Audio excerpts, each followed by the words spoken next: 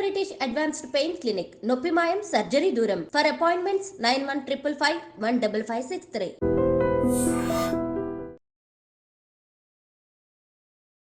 నమస్కారం, welcome to I dream. ధర్మ మార్గం విత్ విజిత కార్యక్రమానికి స్వాగతం.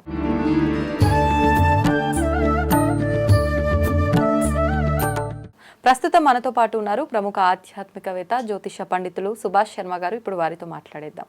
నమస్కారం గురుగారు. శ్రీమాత్రే. గురుగారు, సంక్రాంతి పండుగ రాబోతోంది. సంక్రాంతి అనగానే 3 రోజుల పండుగ జరుపుకుంటాం. మొదటిగా భోగి. భోగి అనగానే భోగి మంటలు, భోగి పళ్ళు ఇవన్నీ కూడా చూస్తూ ఉంటాం, గొబ్బెమ్మలు. ఏంటి నిజంగా భోగి యొక్క ప్రత్యేకత ఏంటి? ఆ రోజు మనం ఆచరించాల్సిన విధి విధానాలు ఏంటి? ముఖ్యంగా ఈసారి వచ్చిన ఈ భోగి పండుగ రోజు చాలా విశేషమైనవి, ఒక 2-3 కలిసి ఉన్న ఒక కూడలి ఆ రోజు అని చెప్పి విన్నాము. ఏంటి ఆ ప్రత్యేకత? ఆ రోజు ఎటువంటి విధానాలు ఆచరించాలో తెలియజేయండి. తప్పకుండా తెలియజేస్తాను. ముందుగా ప్రేక్షకులందరికీ శ్రీమాత్రే నమః, శ్రీ గురుభ్యో నమః. మనకు ఈసారి భోగి పండగ చాలా ప్రత్యేకమైనటువంటి రోజు రావడం జరిగింది. ప్రతి సంవత్సరం భోగి పండగ వస్తుంది, కానీ ఈ సంవత్సరం ప్రత్యేకత ఏంటంటే పౌర్ణమి రోజున రావడం ఒక ఎత్తు, అందులోనూ సోమవారం, అందులోనూ శివుడు జన్మించినటువంటి నక్షత్రం ఆరుద్ర నక్షత్రయుక్తంగా రావడం, ఆ రోజున మహాకుంభమేళ ప్రారంభమయ్యేటటువంటి రోజు రావడము, ఇలా 5 రకాలైనటువంటి పండగలు ఒకే రోజున రావడం. ఆ 5 పండగలు ఏంటి? భోగి, పౌర్ణమి, సోమవారము, అలాగే ఆ రోజున మహాకుంభమేళ, అలాగే ఆ రోజున మనకు ఆరుద్ర నక్షత్రం. ఈ 5 రకాలైనటువంటి విధానాలు ఒకే రోజున రావడము చాలా అరుదుగా జరిగేటటువంటి గ్రహ సంచారాల్లో మార్పులు ఇవన్నీ కూడా. ఎందుకు అనంటే గనక మనకెప్పుడు కూడా తిథి, వార, నక్షత్ర, ముహూర్త, యోగ కరణములు అనేటటువంటివి మనిషి జీవితాన్ని ఉద్ధరింపజేసేటటువంటివని జ్యోతిష శాస్త్రం చెప్పడం జరిగింది. అయితే మనిషి జీవితాన్ని మార్చుకోవడానికి భగవంతుడు గొప్పనైనటువంటి ముహూర్తాలు కొన్ని సృష్టిస్తాడు. ఆ సృష్టించేటటువంటి ముహూర్తాల్లో ఇది చాలా అత్యద్భుతమైనటువంటి ముహూర్తము. ఈ ముహూర్తానికి ఉన్నటువంటి బలము అంతా ఇంత కాదు. కటిక దారిద్రుడైనా సరే అపర కుబేరుడు కావడానికి, మనిషి జీవితంలో జాతకం ఎంత నీచంగా ఉన్నా, ఎంత దారిద్రంగా ఉన్నా దాన్ని మనము ఒక గొప్పగా మలుచుకోవడానికి ఈ యొక్క రోజు మనకు ఉపయోగపడుతుంది.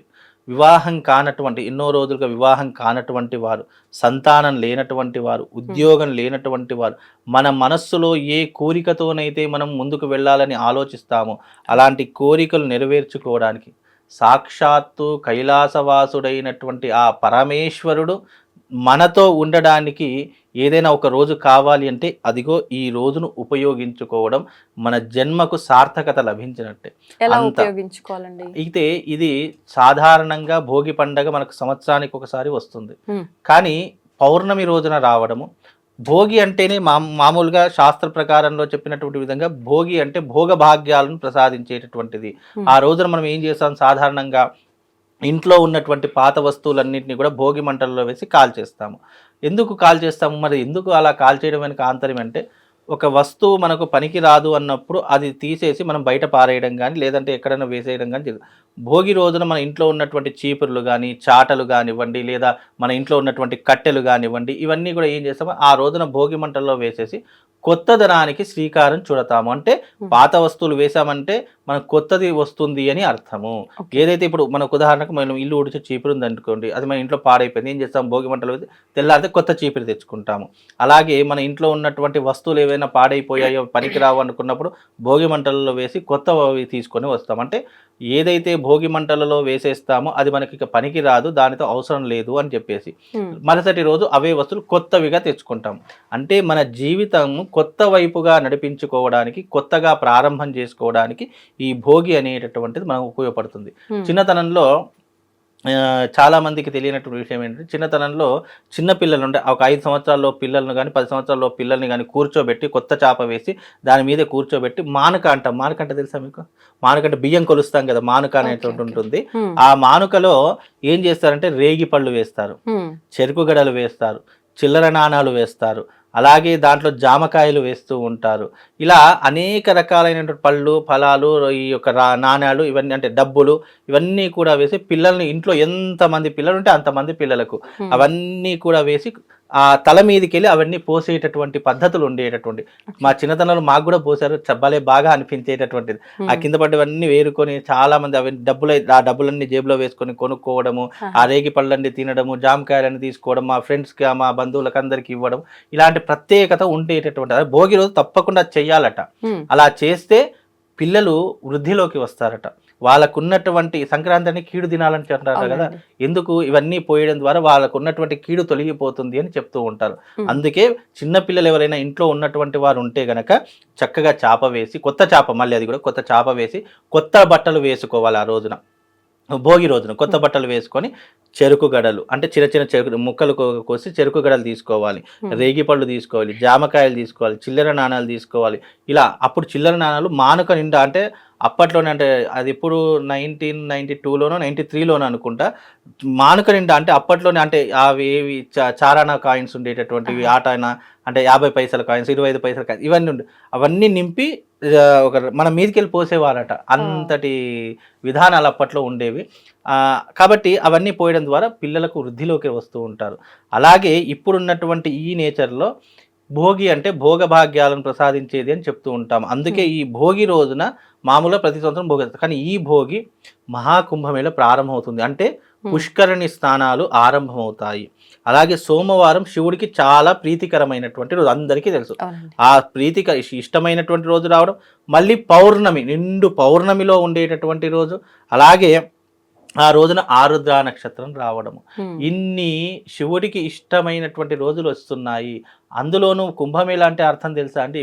ముక్కోటి దేవతలు ఆ రోజున ఆ త్రివేణి సంగమంలో, అంటే ప్రయాగరాజులో ఉన్నటువంటి త్రివేణి సంగమంలో ముక్కోటి దేవతలు వచ్చి అక్కడ స్నానం ఆచరించి భూమి మీదకి అడుగు పెట్టేటటువంటి సమయం. అందుకే శివుడు అడుగు పెట్టేటటువంటి సమయము ఈ భోగి రోజున అడుగు పెడతాడు. శివుడు అడుగు పెడతాడు అని అంటే అర్థం ఏంటి? ఆయన అంశ, ఆయన యొక్క ప్రతిరూపము ఈ యొక్క పుష్కరిణిలో స్నానం ఆచరిస్తుంది. అందుకే దానికి అంత పరమ పవిత్రత రావడము. కేవలం మనుషులే కాదు, ఇప్పుడు ఒక కుంభమేళ ప్రారంభమైందంటే కోట్లాది మంది భక్తులు వస్తున్నారంటే ఊరికే రావడం కాదు. ఆ దేవతలు ఆచరించినటువంటి జలంలో స్నానం చేయడం వల్ల మనకున్నటువంటి పాపాలను దూరం చేసుకోవచ్చు, మనకున్నటువంటి రోగాలను దూరం చేసుకోవచ్చు. ఇప్పటికీ కూడా దాదాపుగా పోయిన సంవత్సరం, అంటే పోయిన కుంభమేళకు 20 కోట్ల మంది జనాభా వచ్చారట. ఈ యొక్క కుంభమేళకు 40 కోట్ల జనాభా సంఖ్య అంచనా వేసుకున్నారు. 40 కోట్లు అంటే అంత చిన్న విషయమమ్మ, చాలా పెద్ద విషయం. 40 కోట్ల మంది స్నానం ఆచరిస్తారు, ప్లస్ -డిగ్రీలో ఉన్న చలిలో అక్కడ మనుషులు కనిపించడం. అంటే పొద్దున మనము చూసామనుకోండి, మధ్యాహ్నం 12 అయినా మనుషులు కనిపించారు. ఎందుకు? పొగమంచుతో కూడుకుపోయి ఉంటుంది. అంత చట్టని చలిలో ఇంతమంది వస్తున్నారు అని అంటే ప్రజల యొక్క హిందూ ధర్మంలో విశ్వాసం ఎంతగా ఉందో అర్థం చేసుకోవాలి. నమ్మకం అంటే భగవంతుడు ఉన్నాడు అని నమ్మేవాళ్ళు చాలామంది ఇదిగో ఇలాంటి కుంభమేళ వచ్చినప్పుడు మనకి కనిపిస్తారు.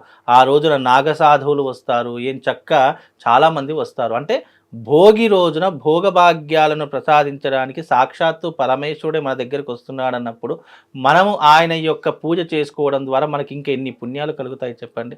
ఆ రోజున ఆచరించే పద్ధతులు ఎలా ఉంటాయంటే, ఎవరైతే ఈ భోగి రోజున ఆరుద్రాభిషేకం శివుడికి చేస్తారో వాళ్ళ జన్మ ధన్యమైపోతుంది. ఇప్పుడు చాలామంది ఈ కుంభమేళకు వెళ్ళలేనటువంటి వారు ఉంటారు.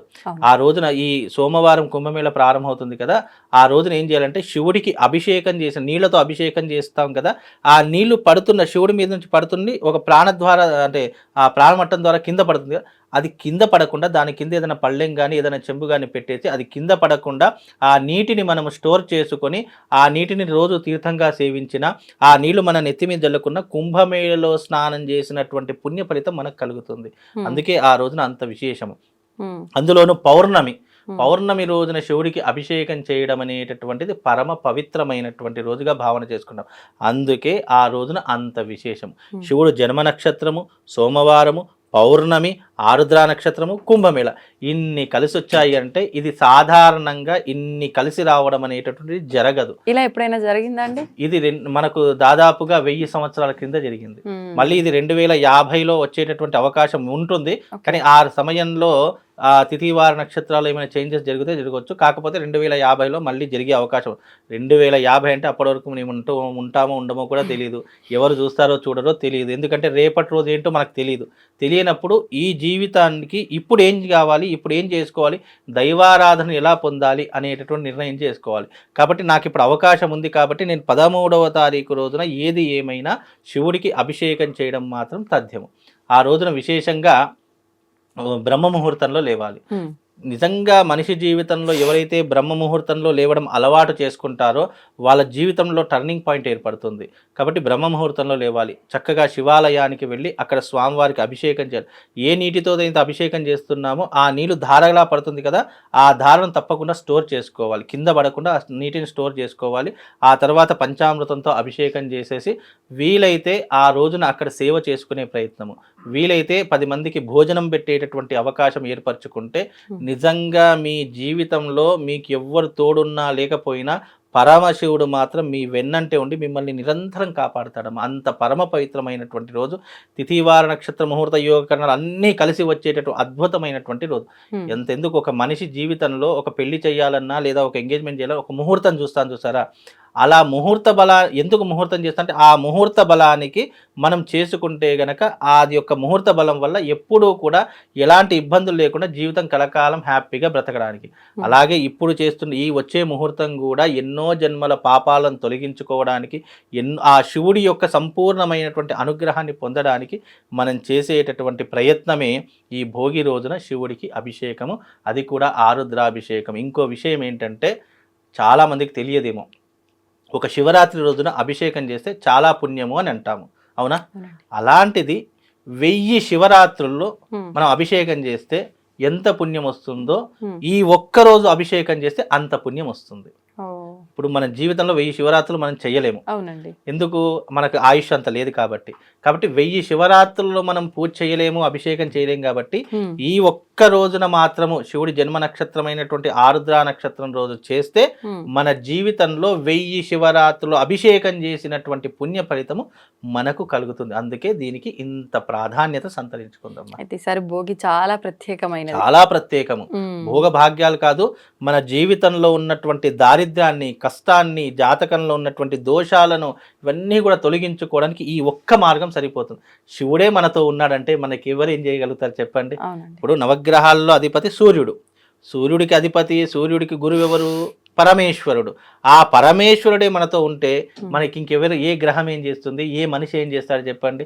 ఎగ్జాంపుల్గా ఈ రాష్ట్రాన్ని పరిపాలించే ఒక ముఖ్యమంత్రి మన వాడయ్యింటే ఎమ్మెల్యే ఏం చేస్తాడు, మినిస్టర్ ఏం చేస్తారు, పోలీసు ఎవరు ఏం చేస్తారు చెప్పండి? అలాగే ఆ పరమేశ్వరుడే మనతో తోడై ఉంటే ఎవరేం చేస్తారు? ఎవ్వరు ఏం చేయలేరు. కాబట్టి ఆ రోజున చక్కగా శివారాధన చేసుకోండి. చక్కగా మీ దగ్గరలో ఉన్నటువంటి శివాలయానికి వెళ్ళి చక్కగా గంగాభిషేకం చేసుకోండి, పంచామృతాభిషేకం చేసుకోండి. ఆ నీళ్లను మాత్రం స్టోర్ చేసుకొని, ఆ రోజున ఎందుకు స్టోర్ చేసుకున్నామన్నానంటే ఆ శివుడి మీద ఎప్పుడైతే మొట్టమొదటిగా నీటి బిందువు పడి అది ప్రాణమట్టం ద్వారా భూమికి తాకుతుందో ఆ భూమికి తాకేటటువంటి నీటి బొట్టు పరమ పవిత్రమైనటువంటిది. ఆ రోజున చేసేటటువంటి అభిషేకము సప్త సముద్రాల్లో మనం మునిగినటువంటి పుణ్యం కలుగుతుంది. ఈ ప్రపంచంలో ఎన్ని పుణ్య నదీ జలాలు ఉన్నాయో అందులో ఒకేసారి స్నానం చేస్తే ఎంత పుణ్యం వస్తుందో అంత పుణ్యం ఆ రోజున పరమశివుడికి అభిషేకం చేయడం ద్వారా మనకు కలుగుతుంది. అంత విశేషమైనటువంటిది ఈ సోమవారం పౌర్ణమి భోగి పండగ. కాబట్టి ఆ రోజున శివుడికి చక్కగా ఆరాధన చేసుకోండి, మీ జన్మ తరిస్తుందండి. ధన్యవాదాలు గురుగారు. శ్రీమాత్రే.